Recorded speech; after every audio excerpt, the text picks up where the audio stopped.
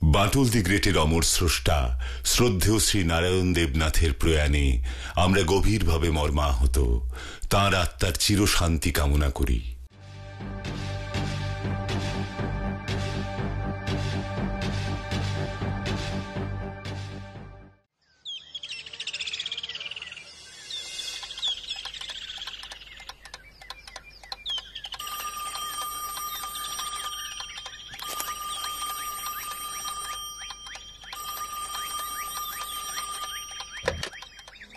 Hello,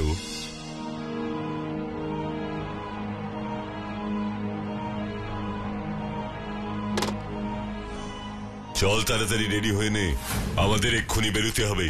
কোথায় যাবো গো মান্টুলদা? বিখ্যাত লেখক সুশীল বর্মনের বাড়ি থেকে ফোন এসেছিল। সুশীল বাবু আমায় যেতে বলেছেন। আরে বাস, লেখক সুশীল বর্মন, উনি তো ভীষণ জনপ্রিয় একজন লেখক গো মান্টুলদা। দেশ বিদেশে ওনার লেখার অনেক সুখ্যাতি আছে। ওনার লেখা বই এত জনপ্রিয় যে ইংরেজি, জার্মানি, ফরাসি এবং আরো বিভিন্ন ভাষায় অনুবাদ হয়েছে। তুমি নিশ্চয়ই সেই সুশীল বর্মনের কথাই বলছো, তাই না গো? হ্যাঁ রে বাচ্চু, আমি তার কথাই বলছি। আমার মনে হচ্ছে উনি কোনো গন্ডগোলে পড়েছেন। একটা রহস্যের গন্ধ পাচ্ছি আমি, বুঝলি তো বাচ্চু? কিন্তু কি হয়েছে গো মান্টুলদা? উনি কি কোনো বিপদে পড়েছেন? ওনার সহকারী সুজয় বাবু আমাকে ফোন করেছিলেন। ফোনে সবকিছু জানা যায়নি। সুশীল বাবু আমাকে সবকিছু সামনাসামনি বলতে চান। তোরা যদি আমার সাথে যেতে চাস তাহলে তাড়াতাড়ি রেডি হয়ে নে। আমি তো তোমার সঙ্গে অবশ্যই যাব মান্টুলদা। তুমি জানো সুশীল বাবুর আমি অনেক লেখা পড়েছি, আর আমি ওনার অনেক বড় ফ্যানও। ওনার সঙ্গে দেখা করবার এই সুযোগ আমি কিছুতেই হাতছাড়া করব না, কারণ হাতছাড়া করা যায় না। আমি তো ওনার সাথে দেখা করবার জন্য ভীষণ এক্সাইটেড। আর বিচ্ছু, তুই তো ওনার নাম প্রথম শুনেছিস। বইয়ের ধারে কাছেও তো তুই যাস না। তুই বরং বাড়িতেই থেকে যা, আমাদের সাথে গিয়ে তোর কোনো কাজ নেই। আরে বাটুল্লা, তুমি যে কি বলো না, তোমার এই ধারণা সম্পূর্ণ ভুল। আমি তোমার সাথে অবশ্যই যাব, কারণ সুশীল বাবুর কাছ থেকে আমার কয়েকটা জিনিস জানার আছে, বুঝেছ? উনি একজন লেখক মানুষ, তার কাছ থেকে তুই কি জানবি? একজন সিনিয়র ফুটবলারের কাছ থেকে, একজন জুনিয়র ফুটবলার, একজন সিনিয়র গায়কের কাছ থেকে একজন জুনিয়র গায়ক, বা একজন বড় সিনিয়র অভিনেতার কাছ থেকে আরেকজন জুনিয়র অভিনেতা যা জানতে চায়, আমিও ওনার কাছ থেকে তাই জানতে চাইব। উনি তো একজন সিনিয়র লেখক, তাহলে জুনিয়র লেখকটা কে শুনি? আমি রে বাচ্চু, সেই জুনিয়র লেখক হলাম গিয়ে এই দ্য গ্রেট বিচ্ছু শর্মা। তাই আমি সুশীল বাবুর কাছ থেকে কিছু গুরুত্বপূর্ণ জিনিস জানতে চাই। এই যেমন ধর, উনি যেসব বই লেখেন সেগুলো কি নিজে থেকেই লেখেন নাকি অন্য কোনো বই থেকে দেখে দেখে লেখেন? যদি দেখেও লেখেন তবে এই বইগুলো লিখতে লিখতে অনেক লিখতে হয় তো, কত লেখা, তার কি কখনো হাত ব্যথা হয়? আমার হয়ে যায় তো। তাই এছাড়া কোনো কিছু লেখার পর উনি কি নিজের হাতের লেখা নিজে পড়তে পারেন? আসলে আমার হাতের লেখা দেখে স্যাররা বলে গাঁদার উপর দিয়ে যেন কাক হেঁটে যাচ্ছে। ওনার ক্ষেত্রে এরকম হয় কিনা সেটা আমাকে একটু জানতে হবে। বিচ্ছু, তুই কি ভাবিস সবার হাতের লেখা তোর মতোই খারাপ? তোর লেখা তো স্কুলের স্যাররাই পড়তে পারেন না। তুই নিজে একবার লিখে পরে আর নিজেই বুঝতে পারিস না যে কি লিখেছিস। কিন্তু সুশীল বাবু একজন প্রতিভাবান লেখক, আমি শুনেছি ওনার হাতের লেখা একদম মুক্তোর মতো সুন্দর। অনেক বাজে কথা হয়েছে, এবার চল বেরোতে হবে। রহস্যের গন্ধ পেলে আমার আবার ঘরে বসে থাকতে ইচ্ছে করে না।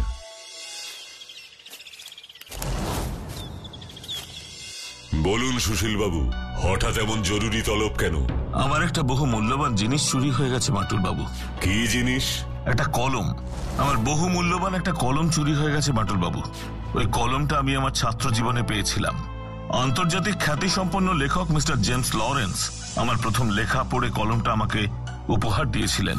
আপনার কাছে কলমটি নিঃসন্দেহে গুরুত্বপূর্ণ, কিন্তু অন্য কেউ একটা সাধারণ কলম কেন চুরি করতে যাবে সুশীল বাবু? ওটা কোনো সাধারণ কলম নয় মাটুল বাবু।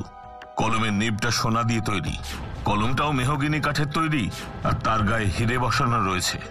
এখনকার বাজার মূল্যে কলমটার লক্ষাধিক টাকা দামও আছে। আচ্ছা, আপনি শেষ কবে কলমটা ব্যবহার করেছিলেন? আমি 3 বছর আগে একটা পূজাবার্ষিকীর জন্য লিখেছিলাম ওই কলমটা দিয়ে। তারপর আর অসুস্থতার জন্য ওই কলমটা ব্যবহার করা হয়নি। কলমটা কোথা থেকে চুরি হলো? কলমটা আমার লেখার টেবিলের ড্রয়ারে একটা কাঠের বাক্সে থাকতো, আর ওই ড্রয়ারে সব সময় তালা ঝুলতো। ওই তালার চাবি আমার সহকারী সুজয় বাবুর কাছেই থাকে। ওই ড্রয়ার থেকেই কলমটা হারিয়ে গেছে। আচ্ছা সুজয় বাবু, আপনি শেষ কবে কলমটাকে দেখেছিলেন? আসলে বাটুল বাবু, পেনটা যে চুরি হয়েছে সেটা প্রথম আমিই আবিষ্কার করেছি।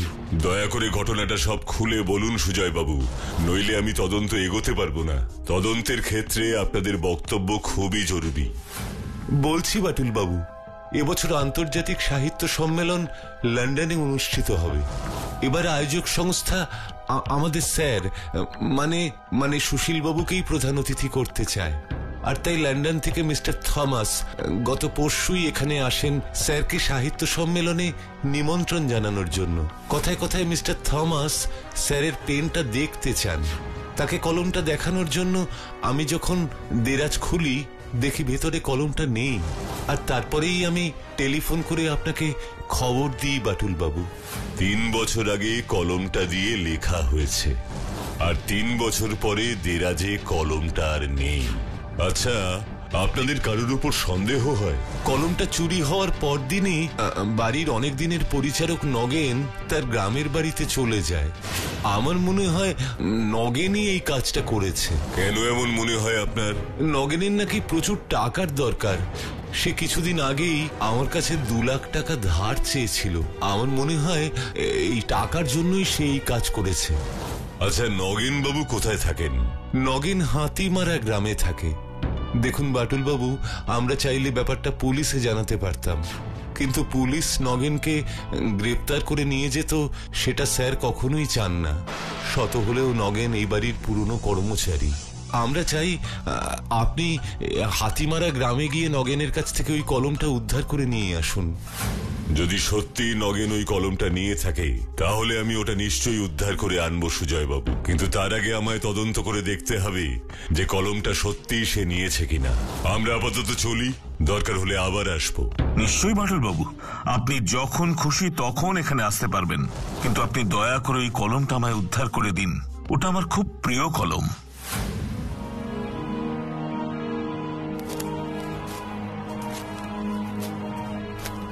আজ নগেন গরিব বলে কি তাকে চোর বলে দেওয়া যায় বাটুল বাবু?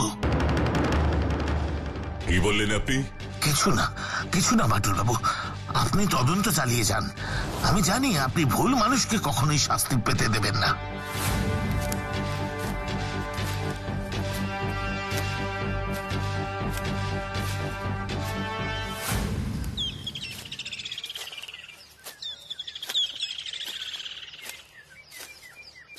এই কেসটা তো জলের মতো সোজা বাটুল্লা। এর থেকে সহজ কেস তুমি আজ অব্দি পাওনি গো। ওই লোকটা ঘরের বইপত্তর, টেবিল, চেয়ার ইত্যাদি পরিষ্কার করত, আর সেই সুযোগে ওই দেরাজের একটা নকল চাবি বানিয়ে উনি কলমটা টুক করে চুরি করে ফেলেছেন। তার তো এমনিতেই টাকার দরকার ছিল।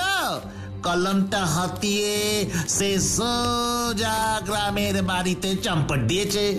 আচ্ছা বাটুলদা, ড্রাইভার কালীচরণ হঠাৎ ওই কথা কেন বললেন? আমিও এটাই ভাবছি। যত সোজা কেস বলে এটা মনে হচ্ছে, আসলে এটা অত সোজা নয়।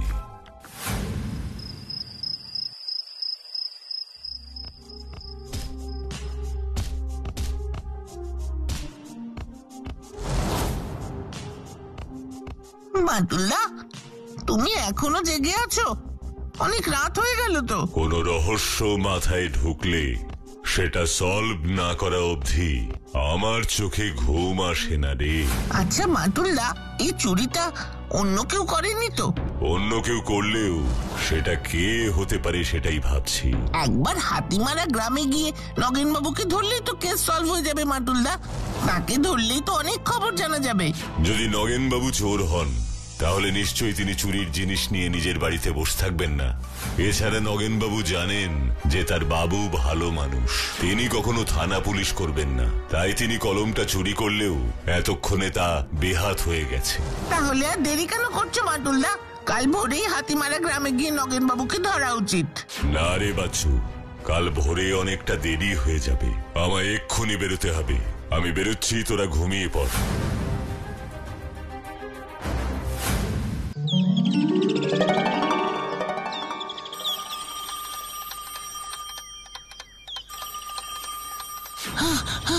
ফোন বাজছে, নিশ্চয়ই বাটুলদা ফোন করেছে।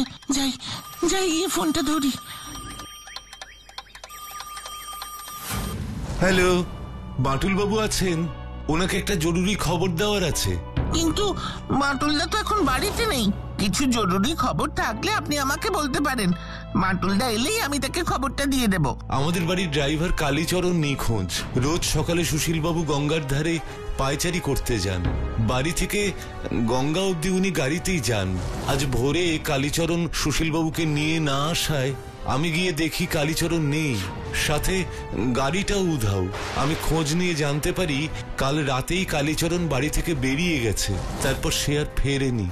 বাটুল বাবু ফিরলেই আপনি অবশ্যই তাকে এই খবরটা জানিয়ে দেবেন।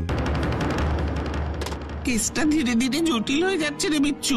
আচ্ছা, তার মানে কি ড্রাইভার কালীচরণ ওই নগেন বাবুর সঙ্গে জোট বেঁধে চুরিটা করেছে? উফ, বাটুলদাই বা কোথায়? এখনো বাড়ি কেন ফিরছে না? ও বাটুলদা, তুমি এসে গেছো? তোমার জন্য একটা খবর আছে গো। সুশীল বাবুর বাড়ি থেকে এক্ষুনি ফোন এসেছিল। আমি সব জানি বাচ্চু, ড্রাইভার কালীচরণ নিখোঁজ, তাই তো? ঠিক বলেছো বাটুলদা, কিন্তু তুমি জানলে কি করে? সময় হলে সব জানতে পারবি। তার আগে বল, তোরা কি 5 স্টার হোটেলে খেতে চাস? তাহলে 20টা করে অঙ্ক আমায় দেখা। আমি এখন আমার ঘরে ঘুমোবো, আমাকে একদম বিরক্ত করবি না।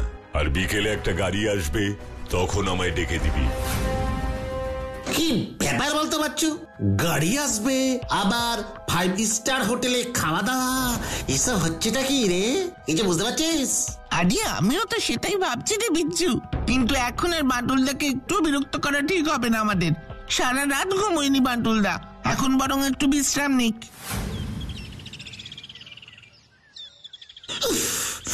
কখন যে গাড়িটা আসবে রে বাচ্চু, আমার আর তর সইছে না রে। গাড়িতে উঠেই 5 স্টার হোটেলে গিয়ে খাবার খাবো ভেবেই আমার জিভেই জল এসে যাচ্ছে রে। মনটা কেমন উড়ু উড়ু উড়ু উড়ু করছে রে। ওরে বাপ রে বাপ, আর কখন যে আসবে গাড়ি? কখন আসবে, কখন আসবে, কখন আসবে? বাচ্চু রে, কিছু একটা কর রে। সেসব তো ঠিক আছে, কিন্তু ভুলে যাস না বাটুলদা বলেছিল 20টা করে অঙ্ক করে দিতে। অঙ্ক না করলে কিন্তু হোটেলে নিয়ে যাবে না মোটেই। বাচ্চু, তুই না সব সময় ভালো কথার মধ্যে অশুভ কথা বলে দিস টুক করে।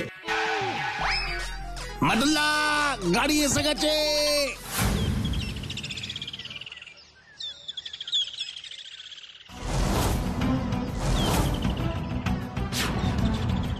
আরে আশ্চর্য ব্যাপার, এটা তো দেখছি সুশীল বাবুর গাড়ি। শুধু গাড়ি নয়, ড্রাইভারও সুশীল বাবুর ড্রাইভার। কি ব্যাপার বলো তো বাটুলদা, আমাদের হঠাৎ 5 স্টার হোটেলে কেন নিয়ে যাচ্ছ? গাড়িতে বস চুপচাপ করে, একটু পরে সব জানতে পারবি।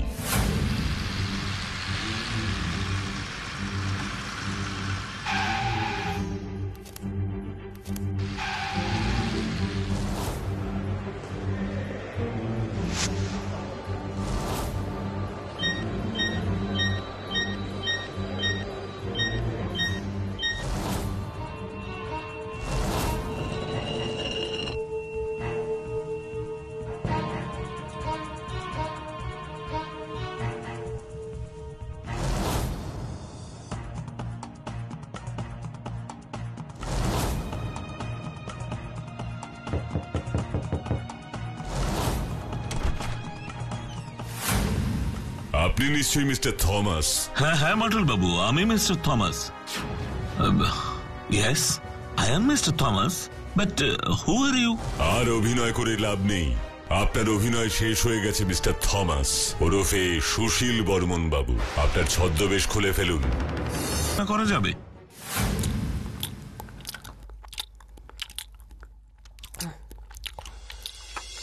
এবার বলুন তো সুশীল বাবু, আপনার পেন তো চুরি হয়নি, তাহলে এরকম একটা নাটক করার কারণ কি?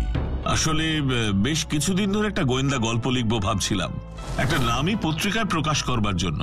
কিন্তু সমস্যাটা হলো গল্পটার জন্য ভালো কোনো প্লট পাচ্ছিলাম না। তাই আমি আমার সহকারী সুজয়বাবুর সঙ্গে পরামর্শ করেই নাটকটা করি, যাতে একটা ভালো প্লট পাওয়া যায়। এবার আপনি বলুন তো বাটুল বাবু, আপনি কিভাবে আমার এই চালাকিটা ধরে ফেললেন? কাল আপনাদের বাড়িতে গিয়ে আপনার ড্রাইভারের কথা শুনে আমার মনে খটকা লাগে। আমি তাই কাল রাতেই আবার আপনার বাড়ি গিয়ে ড্রাইভারকে চেপে ধরি। সত্যি করে বলো কালীচরণ, তুমি সকালে কি বলতে চাইছিলে? আপনি বলুন বাটুল বাবু, নগেন গরিব বলেই কি সে চোর? না না, তা কেন হবে? কিন্তু কলমটা চুরি হওয়ার পরই তো নগেন এ বাড়ি ছেড়ে চলে যায়, আর তার টাকার দরকারও আছে। হ্যাঁ হ্যাঁ, এটা ঠিক যে নগেনের অনেক টাকার দরকার ছিল। তার ছেলে বেশ কিছুদিন ধরে অসুস্থ, তার ছেলের অপারেশনের জন্য সত্যি টাকার প্রয়োজন। আর আমি নিজেও নগেনকে 5,000 টাকা ধার দিয়েছিলাম ওর ছেলের চিকিৎসার জন্য। কিন্তু নগেন চুরি করার মতো মানুষ নয় বাবু, ও এই কাজ কিছুতেই করতে পারবে না, করবেও না। ছেলের চিকিৎসার জন্য সে এই কাজ করতেও তো পারে। না না না, সেই কাজ করবে না, কারণ নগেনের ছেলে সব চিকিৎসার টাকা তো বাবু নিজেই দেন। বাবু নিজেই নগেনের ছেলেকে এই শহরের সব থেকে বড় হাসপাতালে ভর্তি করিয়েছিলেন। আমি নিজেই তো অনেকবার গাড়িতে করে ওদের ওই হাসপাতালে নিয়ে গেছি। কিন্তু আমি এটা বুঝতে পারছি না, নগেন হঠাৎ গ্রামে যাওয়ার নাম করে গেল কোথায়? নগেনের ছেলে যে হাসপাতালে ভর্তি ছিল, তুমি সেখানে আমাকে নিয়ে যেতে পারবে? অবশ্যই পারবো, আমি এক্ষুনি নিয়ে যাচ্ছি। নগেনের ছেলে যে হাসপাতালে ভর্তি ছিল, তুমি সেখানে আমাকে নিয়ে যেতে পারবে? অবশ্যই পারবো, আমি এক্ষুনি নিয়ে যাচ্ছি। তারপর আমি ড্রাইভারকে নিয়ে ওই হাসপাতালে যাই।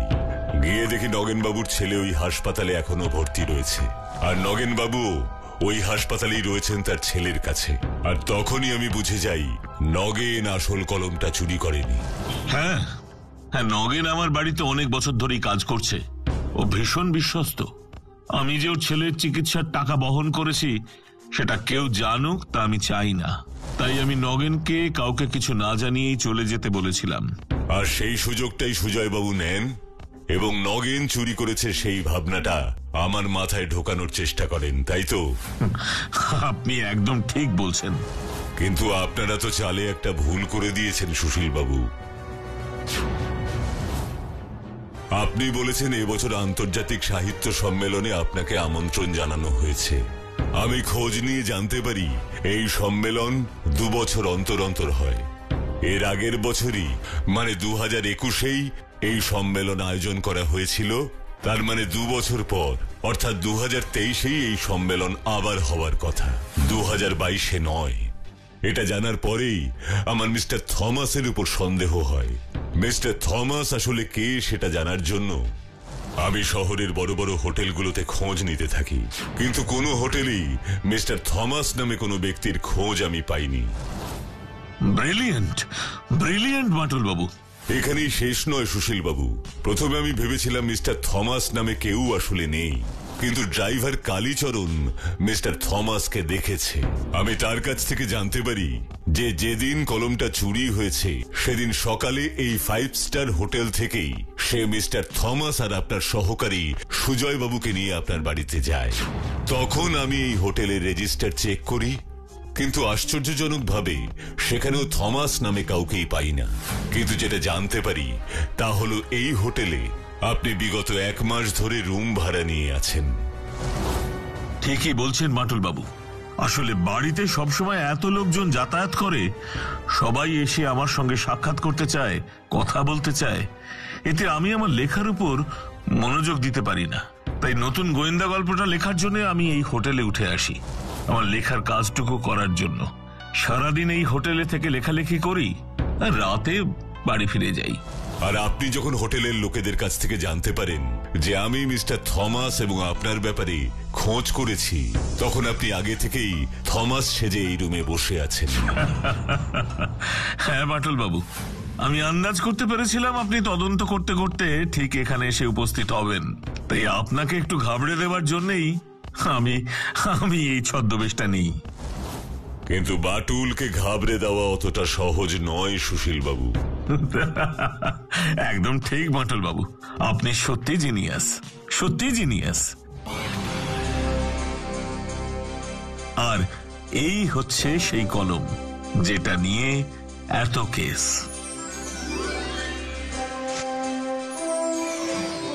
অস্ত্র যতই বড় হোক, কলমের কাছে যেমন সব ফেল হয়ে যায়, ঠিক তেমনি রহস্য যতই জটিল হোক, বাটুলের কাছে সব ফেল হয়ে যায়।